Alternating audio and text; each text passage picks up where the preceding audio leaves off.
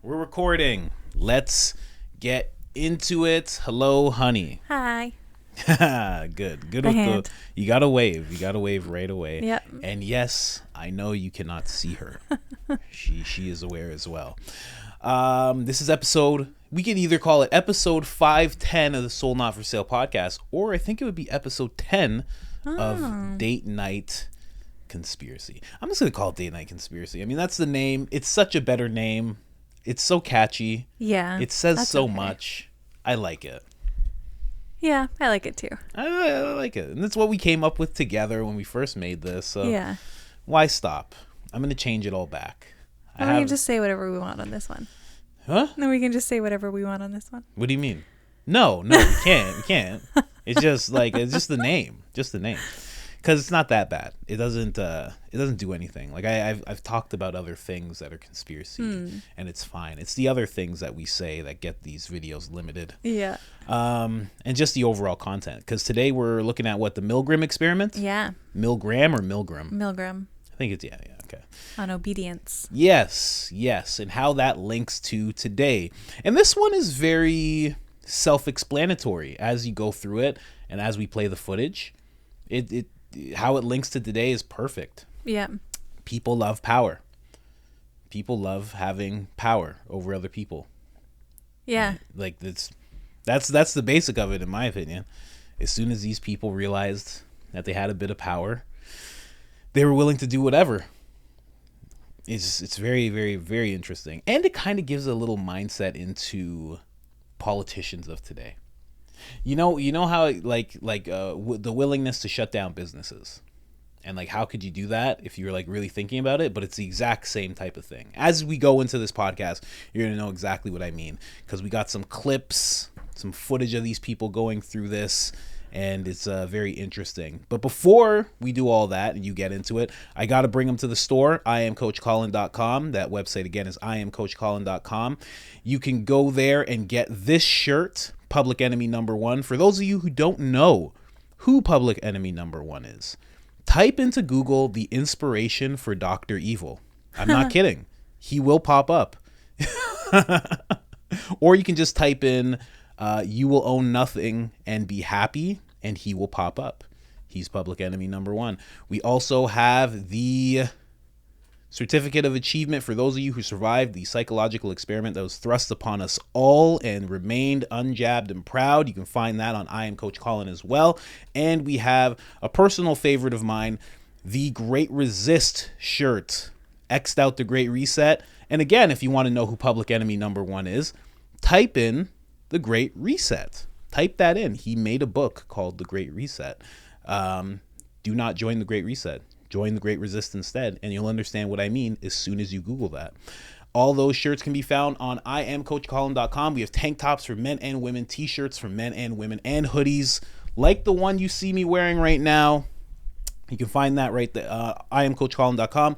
If you want 10% off, put in I Am Coach Colin into the discount code. It's all capital letters, all one word, one L in the name Colin, and you get 10% off. Big purchases, small purchases, and you can thank this lady right here for that happening at all. Yay. All right, let's get into it. What do you got?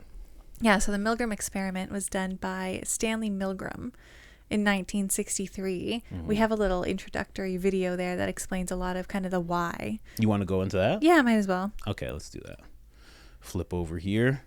One of the most famous studies of obedience in psychology was carried out by Stanley Milgram, a psychologist at Yale University. He conducted an experiment focusing on the conflict between obedience to authority and personal conscience. In 1963, Milgram examined justifications for acts of genocide offered by those accused at the World War II Nuremberg war criminal trials. Their defense often was based on obedience, that they were just following orders from their superiors. Milgram devised the experiment to answer the question, could it be that those who committed such atrocities in the Holocaust were just following orders? Could we call them all accomplices? Milgram wanted to investigate whether Germans were particularly obedient to authority figures. as this was a common explanation for the Nazi killings in World War II. Now, as that was happening, I just realized there's a book. Jordan Peterson talks about this book a lot because he is a psychologist himself, and he's always looking into like how people could get that way, and you know, what are the mental I don't know, setups or things needed for people to actually do this type of thing. And the book he talks about is called Ordinary Men, and it's about a bunch of German officers who were just like regular police officers who got recruited and slowly turned into the World War II bad guys that we all know and despise today. And it was a very odd story because these guys didn't want to do the things they were doing. And you'll find a lot of similarities as you go through this, but they didn't want to do what they were doing, but they kept doing it, and they wouldn't leave. Like at the people, the commanding officers told them, hey, you guys don't have to do this, you could leave. But all of them wanted to stay together because they're like, well, I don't want to desert these guys. If these guys are staying, I'm going to stay. Like, if we're going through it, let's go through it together. And they went from being regular officers trying to uphold justice to becoming monsters, like doing just horrible things. You know, they were the people who took people out of their homes and, had to off certain people who would resist. Like, they had to do some horrible things.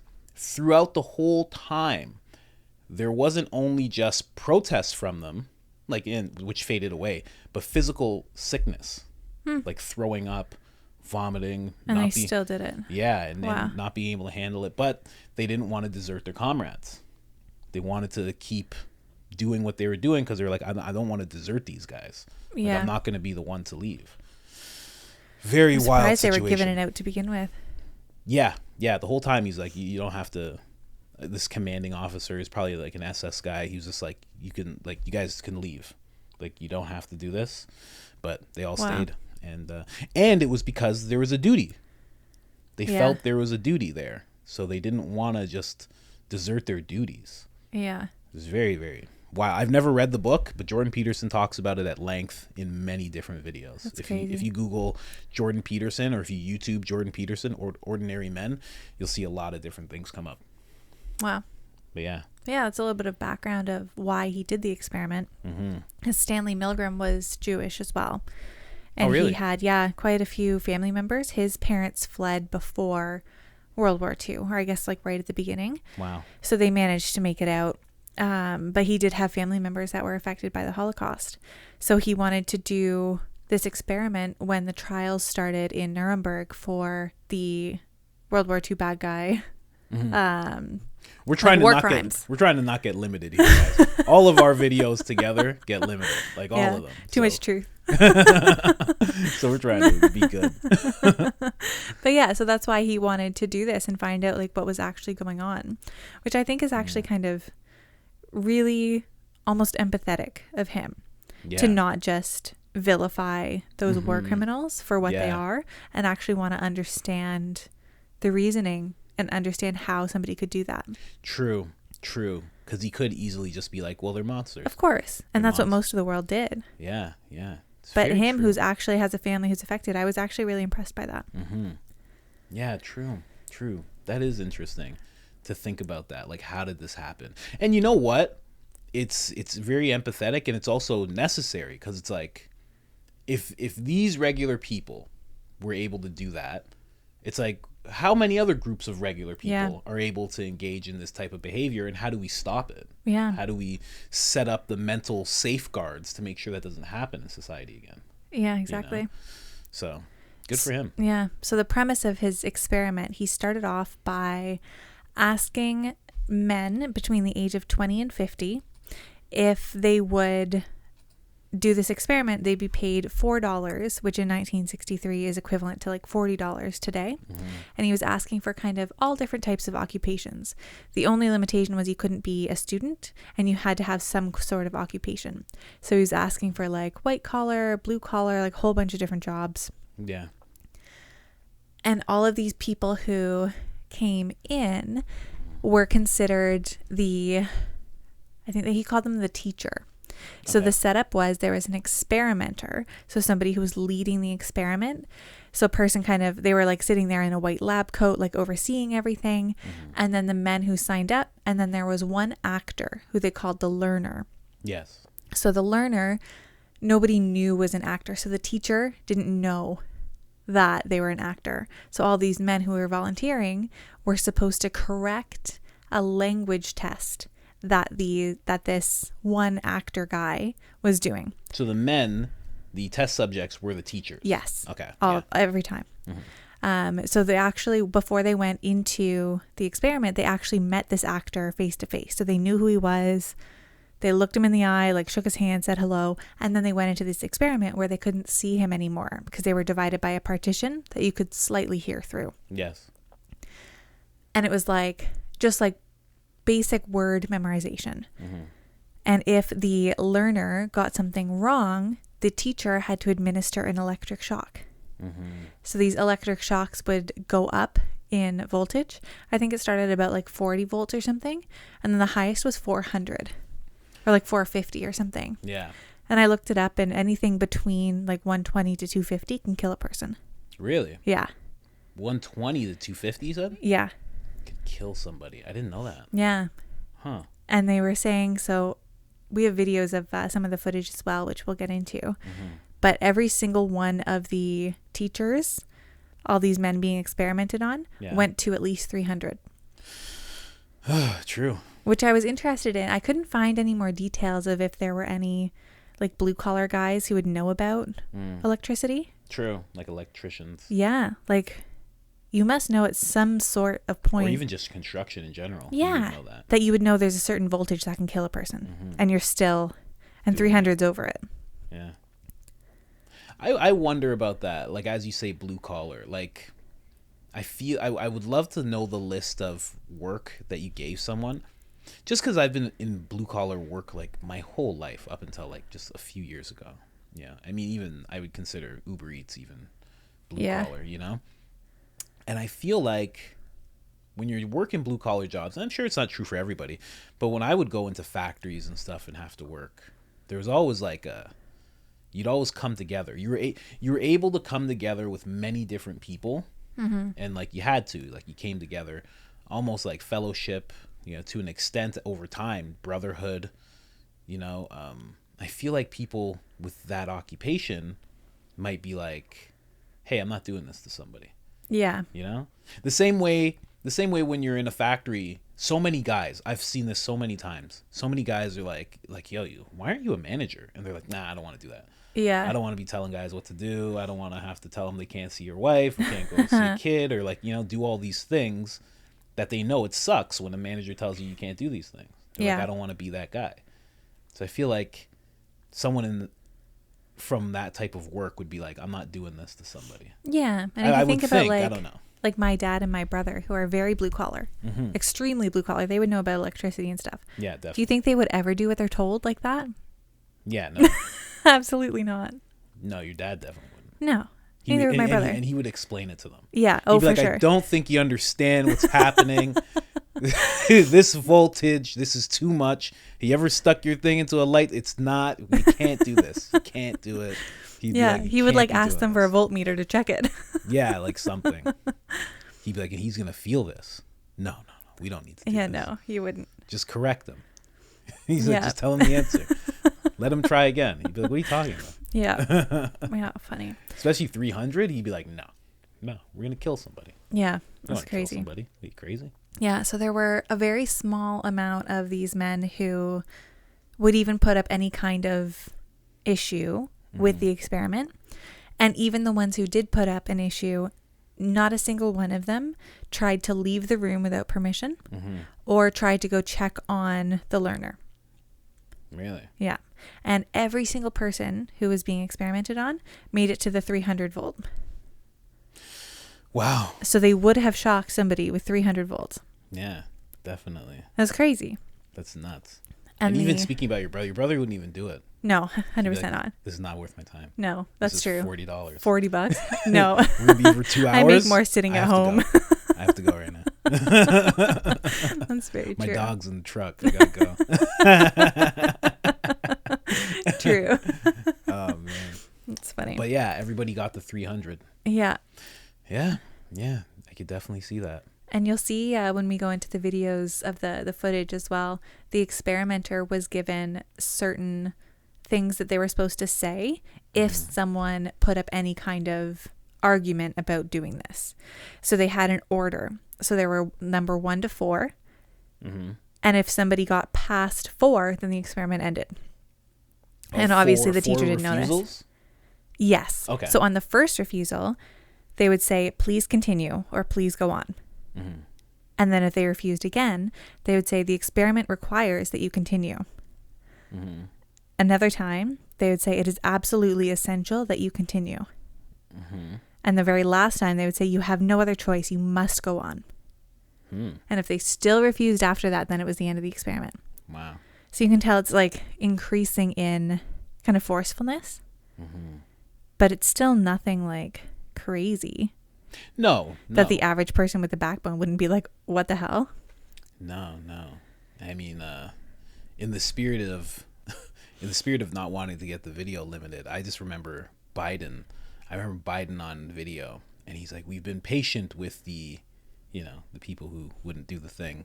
We've been patient, but our patience is wearing thin. Yeah. And it's not a thing. He didn't do anything, but to hear that, like, I wonder, I don't know. Maybe some people were moved to do the thing, Yeah. I don't know. Just hearing things like that. I remember hearing things like that and being like, huh, okay. But for me, I've done a lot of acid, guys. I've done a lot of things. For me, that made me like double down. And I was like, let's see what they're willing to do. Let's see it. Let the world see it. Let the world see what you're willing to do if people don't do this thing. Let's see. Let's show the world what you're going to do. And then, put people in places and do things, come to their houses. Let's see. I'd love to see it. That's where my mind went immediately. Yeah. So, I don't know. Interesting. Everybody works differently. But where do you want to go from here? You want to show some of this footage? Yeah, or let's what? see some of these guys. Regular guys. Yeah. Yeah, he just looks like a regular guy. Loud. Horse, rock, house. Answer. Wrong. 150 volts. Answer, horse. Oh. Experiment. That's all. Get me out of here. Get me out of here, please. Continue, please. Go right on. I refuse to go on. Let me out. He refuses to go on. The experiment requires you continue, teacher. Please continue. Participants didn't know that the learner was really an actor and the so-called sharks harmless. You're gonna get a shock. 180 volts. Ow. I can't stand the pain. Let me out of You here. can't stand it. I'm not gonna kill that man, eh? I mean, who's gonna take the responsibility if anything happens to that gentleman? I'm responsible for anything that happens here. Continue, please. All right, next one. Slow. Walk, dance, truck, music.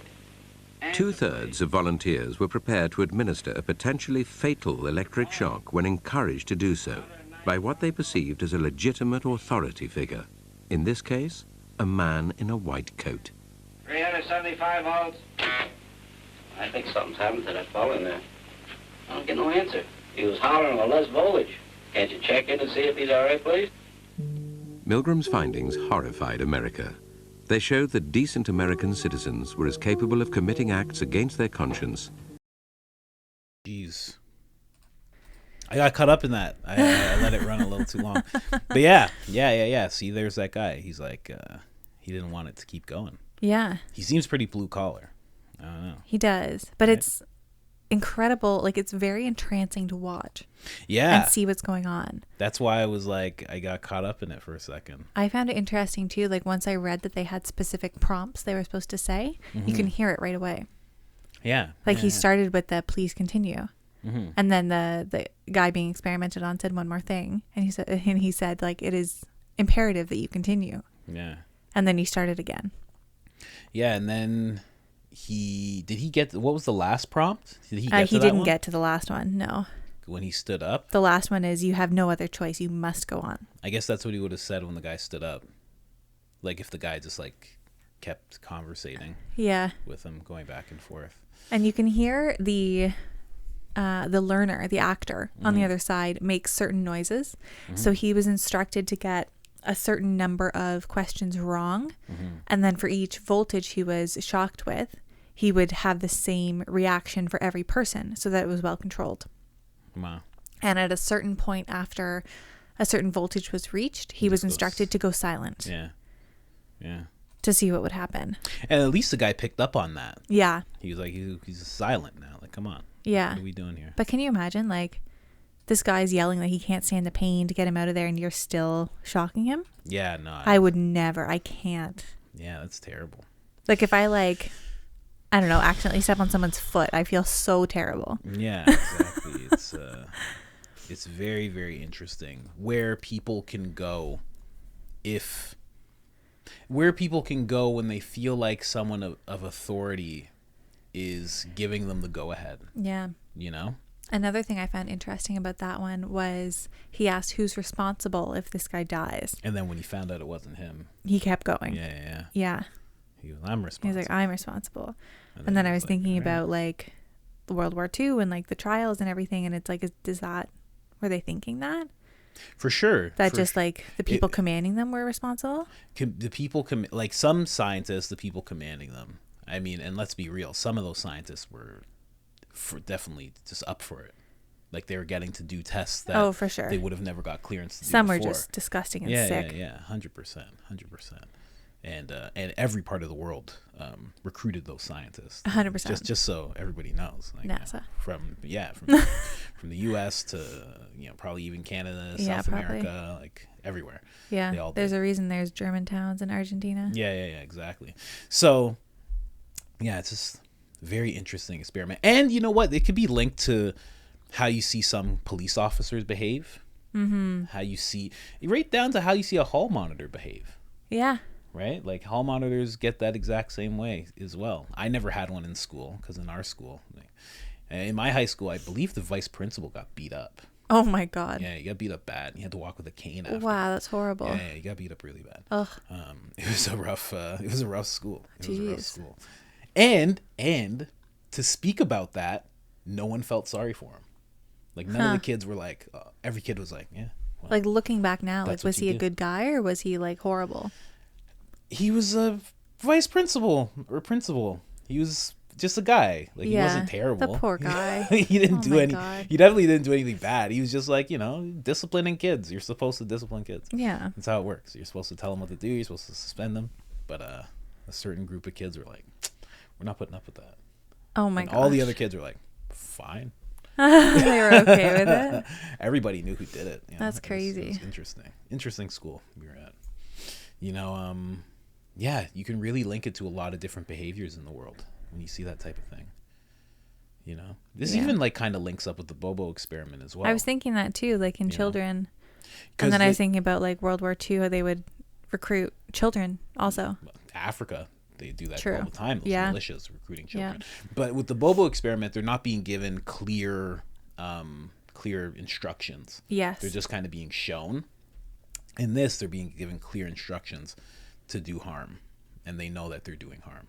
Whereas you can kind of argue that the children don't fully know that Yeah. they're doing harm. They're just It's like seeing a doll. implied obedience. Yeah, exactly. So it's a wild little experiment. I got to be honest. Yeah, it is It's crazy. a crazy experiment that people would be willing to do this. And it's funny because right away I'm like, I would never do that. But you have to think of it not just in the form of shocks. Like it can go to different places. That's why I bring up a hall monitor. A hall monitor doesn't shock anybody, but they discipline their peers. Yeah. They go out of their way to make their peers end up in detention. Enough detention can be a suspension. Enough suspension can end up in a kid being expelled. Yeah. Police officers, same thing. And it's not just white police officers, as everybody would like to believe. I mean, there was a case where 5 black police officers beat another black guy. And I think he passed away. Yeah. Crazy. So it's not limited to race. It's not limited to rich or poor. A lot of times we feel like we wouldn't be the bad guy, but you can't be too sure because you never know what the instructions will be. Yeah. Or how they'll be given. And it's important to like watch out for that. You know, it's important to like, I always ask people whenever I'm making videos to think about where something leads. Like if you're seeing the news saying something, or if you're seeing a politician telling you something, you have to think of like, where does it lead? It seems like it's fine when they're talking about safety and privacy and this and that. But where does it lead? Like, does it lead to the people being in a better place or a worse place? And like, if you can just kind of think about that, you know, especially when it comes to your peers, like if I do this to these people, where is it going to put them? You know, 10, 20 steps ahead, where does it put them? Yeah. And that's hard to think about, especially when you're concerned for yourself. Yeah. You know? Do you want to watch that other video, the other guy? Yeah, let's go. This guy's much more like argumentative of the whole thing. It's interesting to see the difference in like personality type. Yeah, true. Like this guy seems like someone's boss. True. Yeah, that's true. He does. 75 volts. Oh, Soft hair. He kind of did some yelling in there. Continue, please. Incorrect. You'll now get a shock of 105 volts. Hard head. Just how far can you go in this thing? As far as is necessary. What do you mean as far as is necessary? To complete the test. We've learned all the word pairs. Please continue. I sure don't know the effect of this thing, and I'm a little skeptical about electricity. The experiment requires that you go on, teacher. Please continue. Incorrect. 150 volts. oh, Sad face. experimenter. That's all. Get me out of here. I told you I had heart trouble. My heart's starting to bother me now. Get me out of here, please. Continue. My heart's starting to Continue, bother me. teacher. I Go on. refuse to go on. Let me out. I think we ought to find out what's wrong in there first. The experiment requires that you continue, teacher. Well, the experiment might require that we continue, but I still think we should find out what the condition of the gentleman is. Now, as I said before, although the shocks may be painful, they're not dangerous.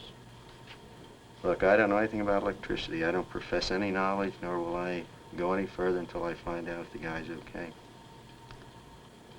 It's absolutely essential that you continue. Well, essential or not, this program isn't quite that important to me that I should go along doing something that I know nothing about, particularly if it's going to injure someone. I don't know what this is all about. Well, whether the learner likes it or not, we must go on until he's learned all the word pairs correctly. Well, you can sure have your 450 back. I didn't want it anyhow. I intend to give it to some charitable organization, but I wouldn't go on with it. The 450 is not the issue here. That check is yours simply Yeah, I coming realize to the that. lab. It is essential that you continue the experiment. No, it isn't essential. Not one bit. You have no other choice, teacher. Oh, I have a lot of choices. My number one choice is that I wouldn't go on if I thought he was being harmed. Ho, ho, ho, ho. That guy is great. Better, eh? That guy would have been he would have been a pure blood. Yeah, but you see what I mean about being like someone's boss? Like he had a different air about him, and he didn't seem intimidated by the experimenter. Yeah, right. Well, I mean, he could have been someone's boss already, or he could have just been that type of person. Yeah. To just be like, I have a lot of choices. Like, I can do things. Yeah. What are you talking about? And my favorite was that I'll give you the 450 back. I didn't even want it anyway. Well, yeah, right? Like, that's a big thing. Joe Rogan calls that FU money. Yeah. You know, sometimes you can afford to, Jordan Peterson talks about this as well, being able to afford to tell the truth, being able to afford to stand up to the powers that be. And he talks about like how you have to get into a position, a financial position. You know, as much as people think money is not the end all be all, it's certain points when you want to stand up, you actually need a certain amount of financial backing in order to be like, I'm not going to do certain things. Whereas that other guy, and you might be right about this, whereas that other guy seemed very blue collar, and maybe he needed that money. It's possible, yeah. You know? So if he needed it, and he was like, well, this is $40 and I'm almost done. Like, and I'm not responsible. Yeah. And I'm responsible to my family, and I need that $40 or $4. Yeah. Sorry, it's like, I don't know that other guy. Yeah, exactly. I don't know this guy. He signed up. I signed up. Like, whatever. Whereas this guy may have been in a better financial situation, or maybe not. I mean, when I did what? Oh shoot! Let me switch over here. Sorry, guys. Ugh. Ugh. When I did what I did in terms of medical stuff, I wasn't in the greatest financial situation. Not in the greatest one. But I kind of weighed it out, and I was like, I could do Uber Eats. I don't need this job. I'm like and I was like, my wife doesn't even like it anyway. She doesn't like that I'm working 18 hours a day. No. So I'm like, whatever. I'm like, whatever. We'll see what happens. Yeah, but I found that interesting too, because I think like a lot of people choose to continue on with the experiment because they were given money. So it's like they were prepaid for a job. So in a lot of people's heads, especially people who work hourly or are on a salary, generally it's an exchange. So if you're paid for a job, you have to do the job. So I think that mentality kind of comes in a lot too. And you have to, exactly. That's where again, you might be right about that gentleman, either being in a good financial position or, being management of some kind. Yeah. Because he was managing that situation. But then, I mean, there's the other part of it where it's like he could just be somebody who has a heart towards things. And he's just like, yeah, it's true. I'm not just going to do what you say.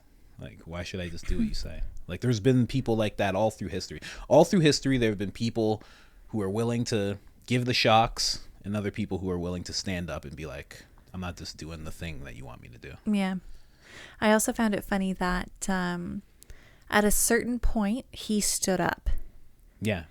And it's very much like a psychological thing to put yourself on either the same level or a higher level than other people. And I do that myself. I'm in a management role that also deals with customer service. So if I have to deal with somebody who's being irate with me, you have to stand up. I stand up. Especially because I'm quite tall. So I'm taller than most people. So when I stand up, it puts me on a different level. And it doesn't mean that I change my tone of voice or anything, but it changes their perception of the situation.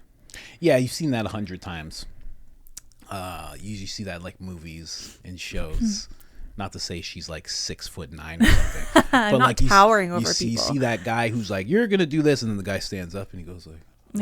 Yeah. And you don't have to do anything. And the guy the guy didn't do anything. He just stands up. Yeah, and it's very interesting. So I thought that was cool because that's another reason that I thought he might manage people, just because of that one little body language thing. Yeah, it's interesting when it comes to this, like what you're talking about, how it's like psychological, because he could have like when you give certain people power, they're willing to shock people, but I guess sometimes people realize like you could either be given power to like shock people and put people through harm, but it's almost like he realized, no, I have power here too. Like I don't just have power over this guy. I have power in this situation as well. Exactly. And a lot of people don't realize that when they're dealing with certain things. Yeah. They feel like they have power with their kids, but they don't have power with, whatever situation outside of their household. It's interesting. And it's a funny thing too, because when you give people power over one little thing like that, they get very excited. Yeah. And they almost like abuse that power because it's too narrow of a focus. Right away, yeah. Exactly. And they don't understand that technically you can use those abilities on all aspects of your life. Yeah, exactly. Like so many people, back to the situation. Yeah, we're going to get limited. So, back to the situation of,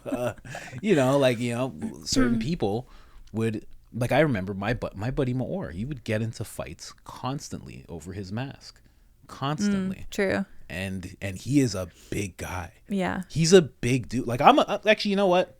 I guess I'm a big guy too. You are. Because Maor's big, and I'm about 30 pounds heavier than Maor, at least. Because I'm like 265 right now. Maor's like a good 250, maybe 240 sometimes. But he's a intimidating dude. He's sleeve tattoos, like big beard. Big he beard. Looks like a biker. Yeah, he looks like he could hurt somebody, and he really can. I've watched him hurt many people. Oh no. But to think of that type of person that I'm like illustrating for somebody, and then like some small guy will be like, "Hey, you're mad, you where's your mask?" and it's like, what are you thinking? Yeah. Like in every other situation, you would have your wits about, you'd have your senses come into play and be like, I can't say this to this person, but they're given that little bit of power. Yes, and they're that's like, true. I can wield this over anybody. Yeah. Even this big guy. and then it gets into a bad situation. Yeah, especially when he's just minding his own business. Yes, exactly. Like, it's one thing if you're whatever, a grocery store manager, and you're upset somebody's doing something wrong, like if they're, I don't know, like smashing all your inventory or something, but he was just minding his own business. Yeah, exactly. Yeah, it's weird. It's weird how people get right away. And you see that, and it's funny enough, you see that with like kids too, right? Like, yeah, you'll see like a older sibling think that they can like tell a younger sibling what to do. Oh, for sure. Like the baby. And then like the alpha being like the parent will step in and then tell them both what to do. You see that with brothers too. Like that used to happen all the time with my brothers.